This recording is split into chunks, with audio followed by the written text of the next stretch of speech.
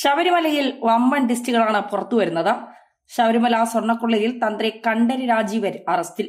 തിരുവനന്തപുരത്ത് ചോദ്യം ചെയ്യലിനായി വിളിച്ചു വരുത്തിയ ശേഷം വിശദമായി മൊഴിയെടുത്തതിന് പിന്നാലെ അറസ്റ്റ് രേഖപ്പെടുത്തുകയായിരുന്നു. തന്ത്രിയെ ക്രൈംബ്രാഞ്ച് ഓഫീസിൽ എത്തിച്ചിട്ടുണ്ട്. പ്രത്യേക അന്വേഷണ സംഘത്തിന്റെ നീക്കം വളരെ തന്ത്രപരമായാണ്. ഉണ്ണികൃഷ്ണൻ പോറ്റിയുമായി ബന്ധമുണ്ടെന്ന് കണ്ടെത്തിയതും പത്മകുമാർ അടക്കമുള്ളവരുടെ മൊഴിയും തന്ത്രിയുടെ അറസ്റ്റിലേക്ക് നയിച്ചുവെന്നാണ് സൂചന. ഉണ്ണികൃഷ്ണൻ പോറ്റിക്ക് തന്ത്രി ചില സഹായങ്ങൾ ചെയ്തു നൽകിയതായി സൂചനകളുണ്ടെന്ന് അന്വേഷണ സംഘം വ്യക്തമാക്കിയിരുന്നു. കേസിൽ തന്ത്രിയുടെ പങ്ക് വ്യക്തമാക്കുന്ന വിവരങ്ങൾ ലഭിച്ചിട്ടുണ്ടെന്നും അറസ്റ്റിന് വളരെ സാധ്യതയുണ്ടെന്നും സൂചനയുണ്ടായിരുന്നു. കണ്ഠര് രാജീവർക്കെതിരെ റിമാൻഡിലുള്ള ദേവസ്വം ബോർഡ് മുൻ അധ്യക്ഷനെ പത്മകുമാർ SITക്ക് മുന്നിൽ മൊഴി നൽകിയിരുന്നു.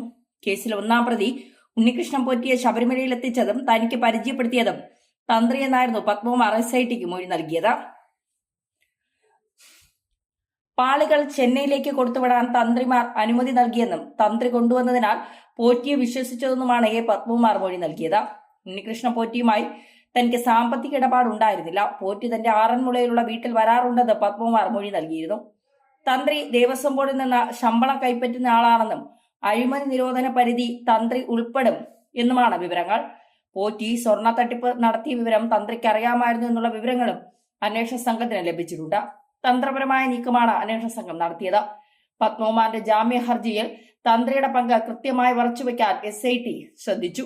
മുൻകൂർ ജാമ്യം തടയാനുള്ള നീക്കമായിരുന്നു ഇത്. തന്ത്രി നൽകിയ അനുമതികളിൽ 3 സംശയാസ്പദമെന്നാണ് റിപ്പോർട്ട്. അനുമതി എല്ലാത്തിലും നിർബന്ധമാണ്. പുറത്തേക്ക് കൊണ്ടുപോകാൻ അനുമതി കൊടുത്തിട്ടില്ല എന്നായിരുന്നു തന്ത്രി രാജീവരുടെ വാദം. എന്നാൽ ചില സ്പോൺസർഷിപ്പുകളിൽ നൽകിയ അനുമതി സംശയകരമാണ്. ശബരിമലയുമായി ബന്ധപ്പെട്ട എല്ലാ കാര്യങ്ങൾക്കും തന്ത്രിയുടെ അനുമതി ആവശ്യമാണ്. ദേവസ്വം വിജിലൻസ് ഒരു ഘട്ടത്തിൽ തന്ത്രിയെ വിശ്വാസത്തിൽ എടുത്താണ് മുന്നോട്ട് പോയത്.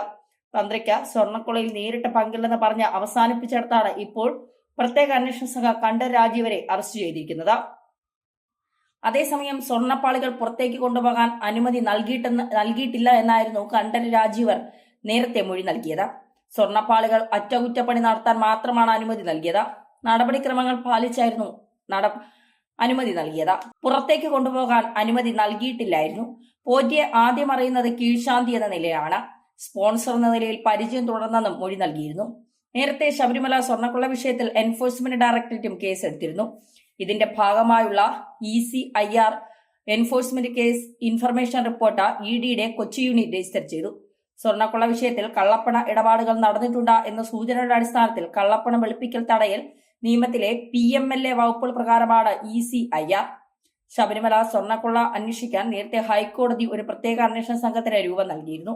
ED ECIR രജിസ്റ്റർ ചെയ്തതോടെ ശബരിമല സ്വർണ്ണക്കൊള്ള കേസ് ഒരു കേന്ദ്ര ഏജൻസി കൂടി അന്വേഷിക്കുന്നു എന്ന പ്രത്യേകതയുണ്ട്. ക്രിമിനൽ കേസുകളിൽ പോലീസ് FIR രജിസ്റ്റർ ചെയ്ത് അന്വേഷണം നടത്തുന്നതിന് സമാനമാണ് ECIR രജിസ്റ്റർ ചെയ്യൽ. ആദ്യഘട്ടത്തിൽ ഉണ്ണികൃഷ്ണൻ പോറ്റി, ചെന്നൈ സ്മാർട്ട് ക്രിയേഷൻസ് ഉടമ പങ്കജ് ഭണ്ഡാരി, ബെല്ലാരിയിലെ ജ്വല്ലറി ഉടമ ഗോവർദ്ധൻ തുടങ്ങിയവരുടെ സാമ്പത്തിക ഇടപാടുകൾ സംബന്ധിച്ചായിരിക്കും EDയുടെ അന്വേഷണം. EDയുടെ കൊച്ചി ഓഫീസിലെ അസിസ്റ്റന്റ് ഡയറക്ടർ രാകേഷ് കുമാറിന്റെ നേതൃത്വത്തിലായിരിക്കും അന്വേഷണമെന്നാണ് കരുതുന്നത്. സ്വർണ്ണക്കൊള്ളയുമായി ബന്ധപ്പെട്ട കള്ളപ്പണ ഇടപാടുകൾ നടന്നുവെന്ന സൂചനയിൽ ഇക്കഴിഞ്ഞ ഒക്ടോബറിൽ തന്നെ ED വിഷയത്തിൽ പ്രാഥമിക വിവരശേഖരണം നടത്തിയിരുന്നു.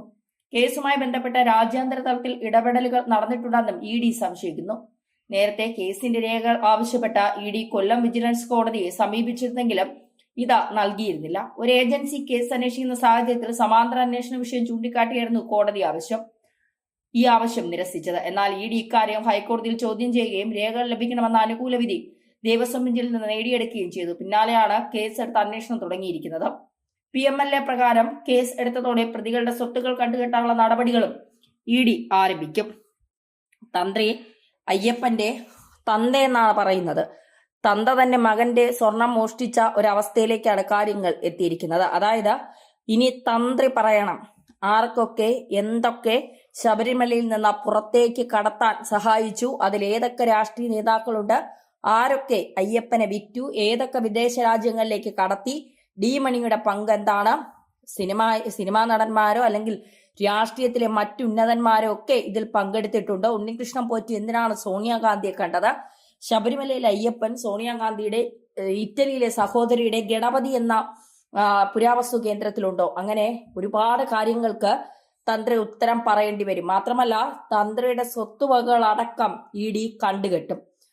തന്ത്രിക്ക് വന്ന പണത്തിന്റെ കണക്കുകൾ അന്വേഷിക്കും. അങ്ങനെ തന്ത്രിയെ കുരുക്കിയിരിക്കുകയാണ് SIT. നേരത്തെ ഒന്ന് ചോദ്യം ചെയ്യാൻ വിളിപ്പിച്ച് വിട്ടയച്ചിട്ട് തന്ത്രിയെ വിശ്വാസത്തിലെടുത്തു എന്ന് കാണിച്ച് തന്ത്രിയെ മാറ്റി നിർത്തിയിരുന്നു. എന്നാൽ തന്ത്രിയാണ് ഇതിൽ ഏറ്റവും വലിയ കള്ളരെന്ന് SIT തിരിച്ചറിഞ്ഞതിന് ശേഷമാണ് തന്ത്രിയെ മാറ്റി നിർത്തിയത്. തന്ത്രിയുടെ നീക്കങ്ങൾ എങ്ങനെയാണ് എന്നറിയാൻ ഇപ്പോ തന്ത്രി അറസ്റ്റിലേക്ക് പോകുമ്പോൾ ഇനി തന്ത്രി പറയാൻ പോകുന്ന പേരുകൾ ആരുടേതാണ്, എന്തൊക്കെയാണ് എന്നുള്ള കാര്യങ്ങളാണ് ഇനി പുറത്തു വരാനുള്ളത്. അതായത് ശബരിമല വിഷയം ഹൈക്കോടതി ഏറ്റെടുത്ത് SITക്ക് കൃത്യമായ നിർദ്ദേശം നൽകിയതോടെ അത് വിചാരിച്ചതിനും അപ്പുറത്തേക്ക് നീങ്ങുന്നു എന്നുള്ളതാണ് യാഥാർത്ഥ്യം. വരുന്ന നിയമസഭാ തെരഞ്ഞെടുപ്പിൽ ഇടതുപക്ഷത്തെയും വലതുപക്ഷത്തെയും ഒരുപോലെ കുരുക്കാൻ പോകുന്ന ഒരു വിഷയമാണ് ശബരിമല എന്ന് പറയുന്നത്. കാരണം ശബരിമലയിലെ ഉണ്ണികൃഷ്ണൻ പോറ്റി എന്ന പെരുങ്കള്ളാൻ, കൊടും ക്രിമിനൽ, അയാൾ സോണിയാഗാന്ധിയെ കണ്ടിട്ടുണ്ട്, അടൂർ പ്രകാശിനെ കണ്ടിട്ടുണ്ട്, കടകംപള്ളിയെ കണ്ടിട്ടുണ്ട്, മുഖ്യമന്ത്രി പിണറായി വിജയനെ കണ്ടിട്ടുണ്ട്, ആന്റോ ആന്റണിയെ കണ്ടിട്ടുണ്ട്. അങ്ങനെ ഒരുമാതിരിപ്പെട്ട എല്ലാ രാഷ്ട്രീയ നേതാക്കളെയും കണ്ടിട്ടുണ്ട് എന്നുള്ളത് ഈ വെറും പരികർമ്മിയായി, അതായത് ശബരിമലയിൽ അടിച്ചു തളിക്കാരനായ ഒരാൾ എങ്ങനെയാണ് ഇത്രയും ഉന്നതരിലേക്ക് എത്തിയത് എന്നുള്ള സംശയം. തന്ത്രിക്ക് എങ്ങനെയാണ് പോറ്റിയെ പരിചയമുള്ളത് എന്നാണ് ഇനി അടുത്തറിയേണ്ടത്.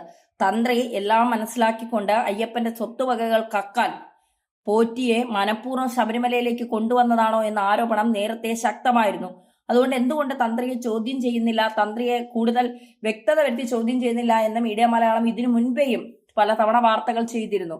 പക്ഷേ എത്രയായാലും പല നാൾ കള്ളൻ ഒരു നാൾ കുടുങ്ങുമെന്ന് പറയുന്നത് പോലെ തന്നെയാണ് ശബരിമലയിലെ എല്ലാ കാര്യങ്ങളിലും തന്ത്രിയുടെ അനുമതി ഉണ്ടെങ്കിൽ മാത്രമേ അവിടത്തെ എന്ത് ആണെങ്കിലും പുറത്തു കൊണ്ടുപോകാൻ കഴിയൂ. തന്ത്രി ഇതിൽ ഒന്നിലും അറിഞ്ഞിട്ടില്ല എന്ന് പറയുമ്പോൾ വിശ്വാസികൾ അത് വിശ്വസിക്കില്ല. മാത്രമല്ല 2007 മുതൽ ഈ ഉണ്ണികൃഷ്ണൻ പോറ്റി ശബരിമലയിലുണ്ട്. അന്ന് കോൺഗ്രസ് ഭരിച്ചിട്ടുണ്ട്. VS മുഖ്യമന്ത്രിയായ സമയത്ത് ഉണ്ണികൃഷ്ണൻ പോറ്റി അവിടെയുണ്ട്. അപ്പൊ ഉണ്ണികൃഷ്ണൻ പോറ്റി ഇന്നും ഇന്നലെയും തുടങ്ങിയതല്ല ഈ അയ്യപ്പന്റെ സ്വർണങ്ങൾ അല്ലെങ്കിൽ കടത്തുന്നത് എന്നുള്ളത്. അവസാനം എല്ലാം കടത്തി എല്ലാം ചെമ്പ് പൂച്ചി അവസാനം അയ്യപ്പനെയും കടത്തി. ആ ഇരിക്കുന്നത് സ്വർണമാണോ അല്ലെങ്കിൽ യഥാർത്ഥ അയ്യപ്പനാണോ എന്നുള്ളതാണ് ഇനി തന്ത്രി പറയേണ്ടത്. തന്ത്രി ഇനി ഒരിക്കലും വിശ്വസിക്കാൻ കഴിയില്ല എന്നുള്ളതാണ്. കൃത്യമായ വിവരങ്ങൾ SITക്ക് കിട്ടിയതിന്റെ അടിസ്ഥാനത്തിൽ തന്നെയാണ് SIT തന്ത്രിയെ അറസ്റ്റ് ചെയ്തത്. അപ്പോ തന്ത്രിക്ക് എല്ലാ കാര്യങ്ങളും അറിയാം. ഒന്ന് മാത്രം പറഞ്ഞാൽ മതി, അയ്യപ്പനെ വിറ്റത് എങ്ങോട്ടേക്കാണ്, എത്ര കോടിക്കാണ് വില പറഞ്ഞത്, ലാഭം കൊയ്തതിൽ തന്ത്രി മാത്രമല്ല മറ്റ് രാഷ്ട്രീയ നേതാക്കൾ ആരൊക്കെയാണ്, അവരൊക്കെ ചേർന്ന് അയ്യപ്പനെ എങ്ങനെയാണ് ഇവിടെ നിന്ന് കടത്തിയത്, ആ കടത്തിയത് ആർക്കൊക്കെ പ്രയോജനം ചെയ്തു, ആരുടെയൊക്കെ അക്കൗണ്ടിലേക്ക് കോടികൾ എത്തി, ആ കോടികൾ ഇപ്പൊ ശബരിമലയിലെ സ്വർണവുമായി ബന്ധപ്പെട്ട് തിരുവനന്തപുരത്തെ ഒരു ഹോട്ടലിൽ 3 പേർ ചേർന്ന് ഗൂഢാലോചനകൾ നടത്തി എന്ന് പറയുന്നുണ്ട്. ആ 3 പേർ ആരൊക്കെയാണ്, അതിൽ തന്ത്രി ഉണ്ടോ?